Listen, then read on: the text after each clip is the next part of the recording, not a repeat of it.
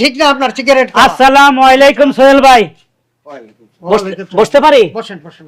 আলহামদুলিল্লাহ। তো হঠাৎ করে আমারে কি জন্য তলব করছেন একটু বলবেন? আপনারে কি আমি সাধে তলব করছি? বিপদে পড়িয়েই তলব করছি। আপনারে কত করে বললাম যে আমার মসজিদে ইমামতি করে, আপনি রাজি হইলেন না।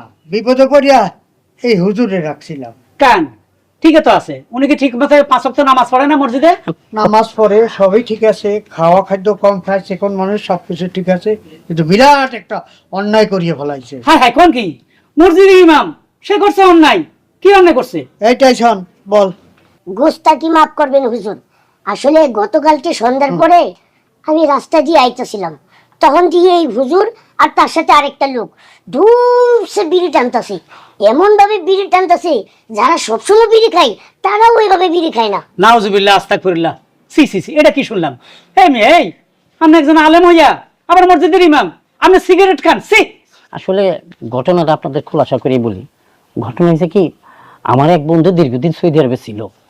তো দীর্ঘদিন পরে আসছে, আসার পরে ওই মাগরিবের নামাজ পড়ে সন্ধ্যার সময় হাঁটতে বেরিয়েছিলাম আর কি। হঠাৎ রাস্তার মধ্যে দেখা, তো দেখে আমার বলতেছে, বন্ধু আমি ওই সৌদি আরব থেকে আসছি, এই নে তোর জন্য বিড়ি আনছি, মানে সিগারেট আনছি। আর আমিও তো মনে করছি যে পবিত্র স্থান থেকে বিড়িটা আনছে, আমি দুইটা টান দিই। শয়তান আবার যাইতে ধরছে, বলে স্বামী হুজুর আপনি খান খান। আমিও শয়তানের তালে পড়ে আমি দুইটা টান দিয়ে ফেলছিলাম, এই আর কি। তবে মাসুম বাচ্চা যেটা দেখছি ওইটা পুরোপুরি ভুল দেখছে, আমি ওইভাবে টানি নেই আর কি। এই, আমার তো সন্দেহ হইতেছে। আমার তো মনে হয় সৌদি আরব থেকে মানুষ খুরমা খাজুর আনে, পবিত্র জায়গা থেকে খেজুর খায়। আর হে আমছে আপনাদের সিগারেট বিড়ি আপনি খেয়ে ফেললেন, আমার শয়তানের নাকি আপনার বইলা দিছে।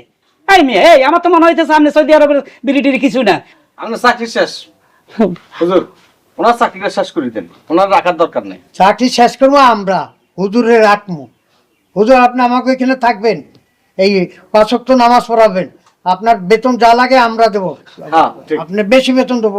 না না, সোহেল সোহেল সভাপতি সাহেব, আপনি এর আগে আমার বলছেন বেতন বাড়াই দিবেন আপনার মসজিদে ইমামতি করার জন্য। আসলে আমি তো একটা মসজিদের ডিউটি করি, চাকরি করি, তবে ওইখানে আর করবো না। জানেন ওরা কি করে? হ্যাঁ। ওই যে দান বাক্স আছে না, জি। শুক্রবারে দান বাক্স যে টাকাগুলো উঠায়, ওইখান থেকে আমার বেতন দেয়। ওদের কমিটির থেকে ওদের যে একটা ফান্ড আছে সভাপতির কাছে, ওই ফান্ডের টাকা দেয় না। তো আমি চিন্তা করি ওই বাক্সের টাকার জন্য বসে থাকুম, আবার কম দেয়, মাসের 25-26 তারিখে বেতন দেয়।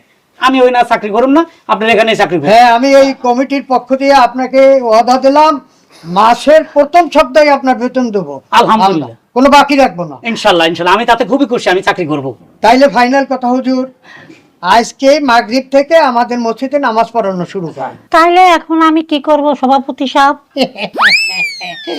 আপনি আর কি করবেন, সৌদি আরবের সিগারেট টানতে টানতে ইসরায়েল চলে যান। ইন্দোরের বাচ্চা,